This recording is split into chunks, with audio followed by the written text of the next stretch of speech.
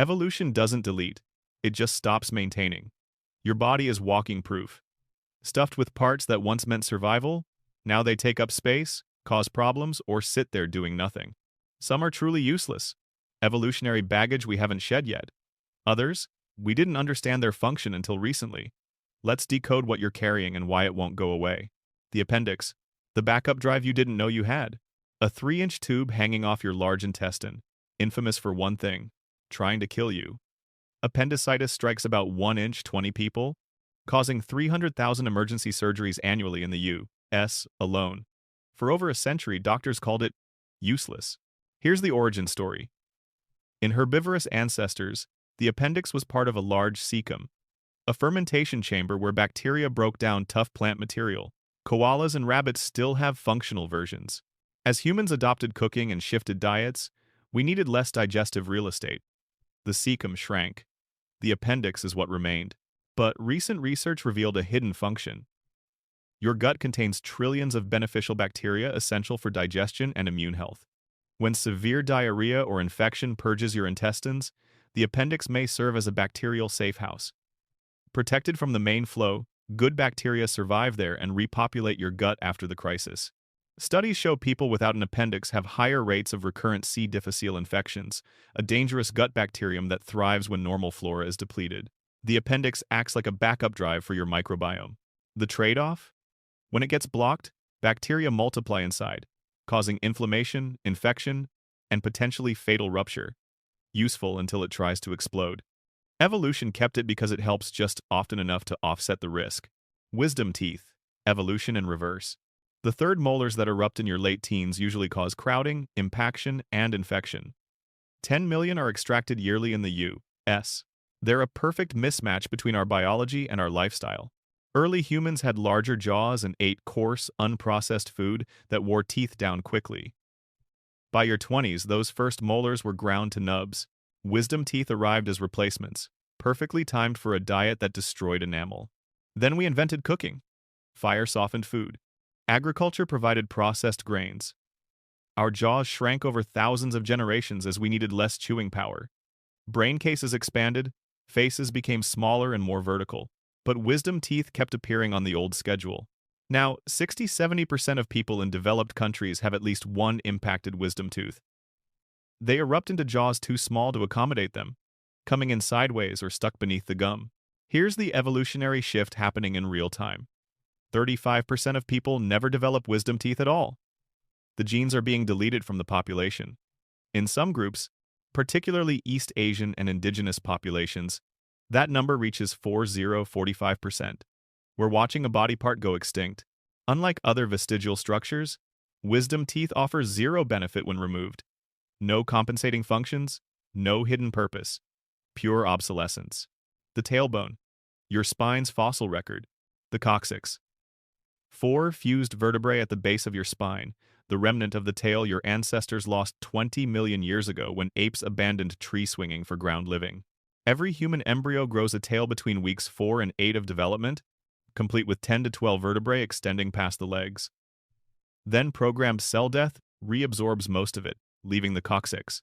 Roughly 1 inch 20,000 babies is born with a vestigial tail, several inches long, always surgically removed.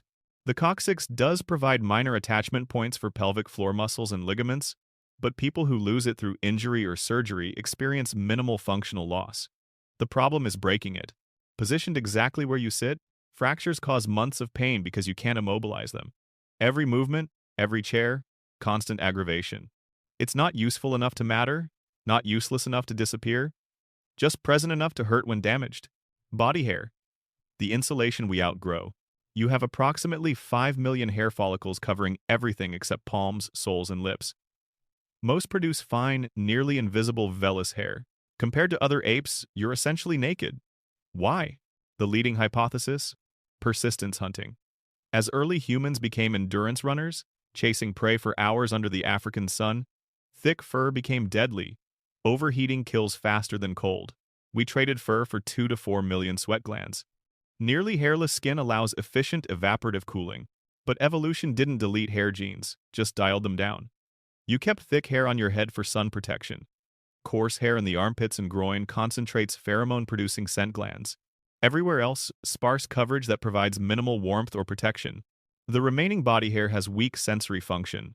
Those fine hairs detect air movement, insects, and temperature changes microseconds before skin contact. An early warning system turned down to barely perceptible. The function is marginal enough that billions are spent annually removing it.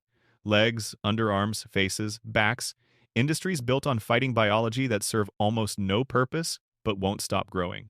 You're stuck in evolutionary transition. Not furry, not hairless, just awkwardly in between. Goosebumps. The reflex with no target. The erector pili muscles contract, pulling hairs upright when you're cold, frightened, or emotionally moved. In furred mammals, this reflex is crucial. It traps warm air for insulation and makes animals appear larger when threatened. Cats fluffing up, wolves raising hackles, effective defense, and thermoregulation. For nearly hairless humans, it accomplishes nothing. Your arm hairs stand up, trap zero heat, intimidate nobody. The reflex fires on ancient triggers, cold and adrenaline, but the mechanism it's activating is gone. The emotional version is called frisson. That tingling sensation when music, stories, or beautiful moments move you. The same reflex meant for warmth and intimidation now responds to aesthetic experience. Evolution repurposed a useless reflex.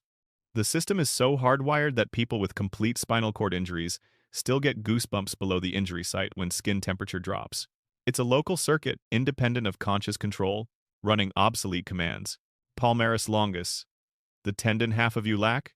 Press your hand flat, touch your thumb to pinky, and flex your wrist. See a raised tendon in the center? That's the palmaris longus. Don't see it? You're among the 14% born without one, or the additional percentage missing it on one arm. In tree-dwelling primates, this muscle strengthens grip for hanging and swinging, essential for arboreal life. Modern humans stopped living in trees thousands of generations ago. The muscle became optional. Studies confirm zero measurable difference in grip strength, dexterity, or hand function between people with and without it. Athletes, musicians, and surgeons perform identically regardless, but it has modern utility. Because it's functionally useless, orthopedic surgeons harvest it as donor tissue for ligament reconstruction. Your palmaris longus can repair damaged tendons in wrists, elbows, or ankles with no loss of hand function. A built-in spare part. Genetic drift is slowly erasing it. In several thousand generations, it may disappear entirely. Male nipples, the default setting? Male nipples exist because of developmental timing. All human embryos follow a female default blueprint for the first 6 weeks. Nipples form before sex hormones differentiate the body. By the time testosterone masculinizes a male fetus, nipples are already built. There's no evolutionary pressure to remove them. They don't harm reproductive success or waste significant resources. Evolution operates on, if it's not broken enough to kill you, it stays. But they're fully wired, complete with nerve endings, areolar tissue, and milk ducts.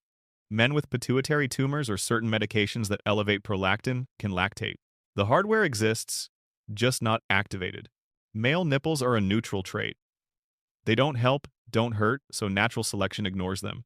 There's evidence that evolution builds from templates, only customizing what affects survival and reproduction. Plica semilunaris, your missing third eyelid.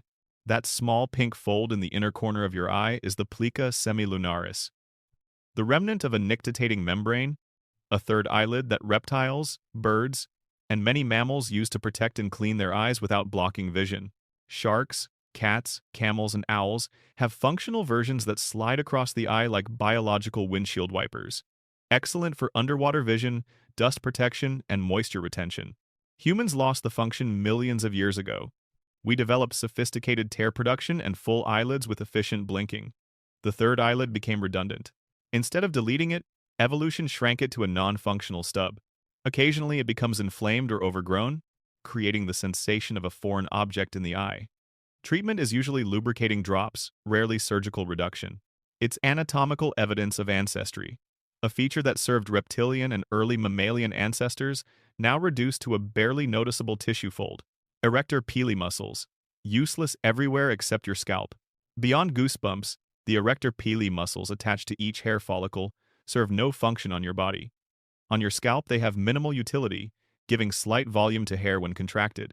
In fully furred animals, These muscles are essential for thermoregulation and threat display. For humans, they're vestigial everywhere, except as the mechanism behind a cosmetic reflex. Like body hair itself, they're evolutionary leftovers from our furred ancestors, maintained because they're not harmful enough to be selected against. The evolutionary reality.